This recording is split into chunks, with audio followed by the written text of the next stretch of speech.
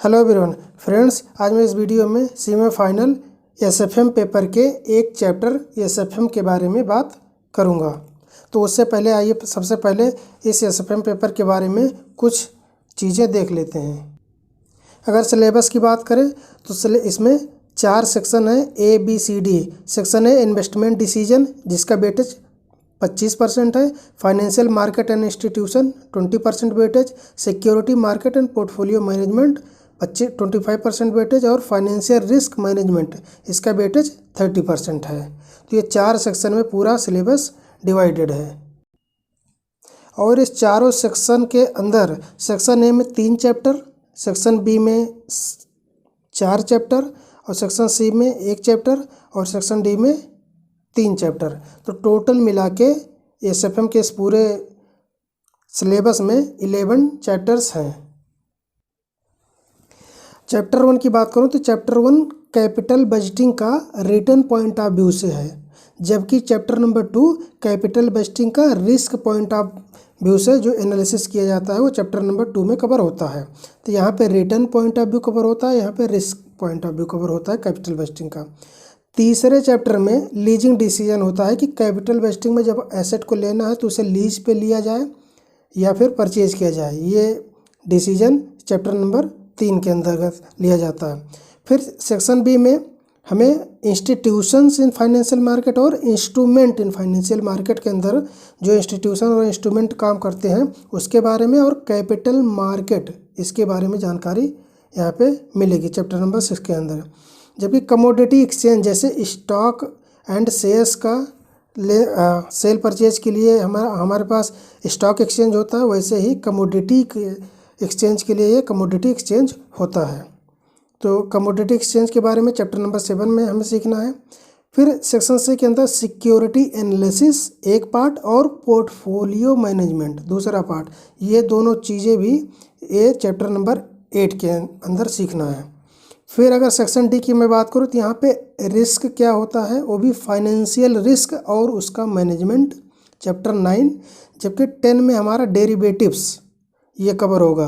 और लास्ट जो चैप्टर 11 है ये फॉरेक्स यानी फॉरेन एक्सचेंज रिस्क मैनेजमेंट, इसके बारे में ये है। तो आज मैं इस वीडियो में सिर्फ चैप्टर नंबर 11 के बारे में बात करूँगा, और इस चैप्टर के बारे में 2 चीज़ें डिस्कस करूँगा। एक तो इस पूरे चैप्टर की ओवरऑल समरी देखेंगे, और दूसरा इसका सीक्वेंस ऑफ रिवीजन, मतलब स्टडी किस सीक्वेंस में हमें करना चाहिए ताकि पूरे चैप्टर को हम एक अच्छे तरीके से इसमें एक पकड़ बना सकें। तो आइए देखते हैं। ये रहा हमारा chapter number 11, financial risk management in international operation, यानी कि फॉरेक्स मैनेजमेंट। तो फ्रेंड्स, जैसे कि अब जो स्टडी मटेरियल से स्टडी कर रहे हैं वो देखेंगे यहाँ पे सारी इन्फॉर्मेशन जो होती है बहुत स्कैटर्ड वे में दी गई होती है। हमें समझ में नहीं आता कहाँ से क्या पढ़ना क्या नहीं पढ़ना और कहाँ पे क्या चीज़ें दी गई हैं, और इस तरीके से बहुत सारा कन्फ्यूजन क्रिएट होता है। तो इसी को हम आज इस वीडियो में समराइज़ करेंगे, जिससे हमें पढ़ने में और इसे चैप्टर को समझने में काफ़ी आसानी हो। यहाँ पे देखिए, यहाँ तक है। यहाँ पे देखिए मैंने बनाया है summary of forex from study material. Semi final के स्टडी मटेरियल का ये समरी बनाया हुआ है। Financial risk management in international operation, ये जैसा कि ये चैप्टर नंबर 11 इसका नाम है। तो इस पूरे चैप्टर को 7 टॉपिक्स में डिवाइड किया गया है। टॉपिक 1, 2, 3, 4, 5, 6 और 7। टॉपिक 1 जिसका नाम है फॉरेन एक्सचेंज मार्केट, दूसरा फॉरेन एक्सचेंज रेट मैनेजमेंट, तीसरा parity conditions in international market international finance, और चौथा एक्सचेंज रेट रिस्क मैनेजमेंट। और यहाँ पे फॉरेन इन्वेस्टमेंट एनालिसिस। टॉपिक 6 है सोर्सेस ऑफ फॉरेन करेंसी, और topic 7 foreign investment in India, FDI in India. तो ये 7 टॉपिक्स हैं। अभी 7 टॉपिक्स के अंदर भी सब टॉपिक हैं। आइए एक एक करके देखते हैं। Topic number 1 foreign exchange market के अंदर आपको meaning, characteristics, sectors, functions, participant और डिफरेंट टर्म्स यूज। ये टोटल 6 सब टॉपिक देखने को मिलेंगे। टॉपिक 2 के फॉरेन एक्सचेंज रेट मैनेजमेंट के अंतर्गत क्या पढ़ना है आपको? एक्सचेंज रेट का मीनिंग, एक्सचेंज रेट का डिटर्मिनेंट और बिड आस्क रेट, स्प्रेड क्या होता है, एप्रिसिएशन एंड डिप्रिसिएशन इफेक्ट क्या होते हैं, cross rate, direct and indirect coat और आर्बिट्रेज। आर्बिट्रेज 2 पॉइंट का भी और 3 पॉइंट का भी। टॉपिक नंबर 3 के अंदर parity conditions in international finance में देखें तो यहाँ पर 3 कंडीशन है। परचेजिंग पावर पैरिटी थ्योरी है और IRPT है, इंटरेस्ट रेट पैरिटी थ्योरी और इंटरनेशनल फिशर इफेक्ट। तो ये और ये पहला और दूसरा, इस पे प्रैक्टिकल क्वेश्चन बहुत पूछे जाते हैं, 2 नंबर में भी पूछे जाते हैं, ऑब्जेक्टिव में भी और डिस्क्रिप्टिव में भी। तो ये दोनों PPPT और IRPT ये दोनों बहुत ही ज़्यादा इम्पोर्टेंट है, इसको अच्छे से करना चाहिए। टॉपिक 4 का इसमें एक्सचेंज रेट रिस्क मैनेजमेंट के अंदर types of exchange rate risk, ये कितने तरीके के होते हैं, और मेजरमेंट ऑफ एक्सचेंज रेट, जिसमें से एक कॉन्सेप्ट आता है वैल्यू एट रिस्क। इसे भी बहुत अच्छे से तैयार कर लेना चाहिए। और उसके बाद FER में हेजिंग टूल्स। अब ये जो 8 टूल्स हैं, इस पर प्रैक्टिकल क्वेश्चन बहुत सारे बनते हैं इस चैप्टर से, जिसमें से पहला है फॉरवर्ड कॉन्ट्रैक्ट, दूसरा है फ्यूचर कॉन्ट्रैक्ट, तीसरा है करेंसी ऑप्शंस, चौथा मनी मार्केट ऑपरेशन, पांचवा लीडिंग एंड लैगिंग, और छठा एक्सपोजर नेटिंग, और सातवां करेंसी FC एग्रीमेंट और मनी मार्केट हेज। अब इन 8 कॉन्सेप्ट में से 4 तो बहुत ज़्यादा इंपॉर्टेंट है। पहला फॉरवर्ड कॉन्ट्रैक्ट, दूसरा लीडिंग एंड लैगिंग और एक्सपोजर नेटिंग, और ये मनी मार्केट हेज। 8 में से 4 तो बहुत अच्छे से तैयार होना चाहिए। टॉपिक नंबर 5, 6 और 7 ये तीनों थ्योरेटिकल हैं और बहुत ज़्यादा इम्पॉर्टेंट नहीं है, लेकिन इसके अंदर क्या क्या आते हैं सब टॉपिक, आइए देखते हैं। फॉरेन इन्वेस्टमेंट एनालिसिस के अंदर रिस्क के बारे में पढ़ना है, और foreign investment proposal under DCF approach, international portfolio investment, measuring the risk and return of foreign investment, international capital budgeting. Topic 6 के अंदर debt sources of foreign currency. तो फॉरेन करेंसी का सोर्स क्या? डेट रूट, डिपॉजिटरी रिसिप्ट, जिसमें ADR और GDR, American depository receipt और global depository receipt. और एक चीज़, ये चीज़ वारंट, इस पर भी कोई प्रैक्टिकल क्वेश्चन बन जाता है। और FCCB और यूरो इशू, NIF और पार्टिसिपेटरी नोट। पार्टिसिपेटरी नोट पे कभी कभी 4 नंबर में शॉर्ट नोट पूछ लिया जाता है।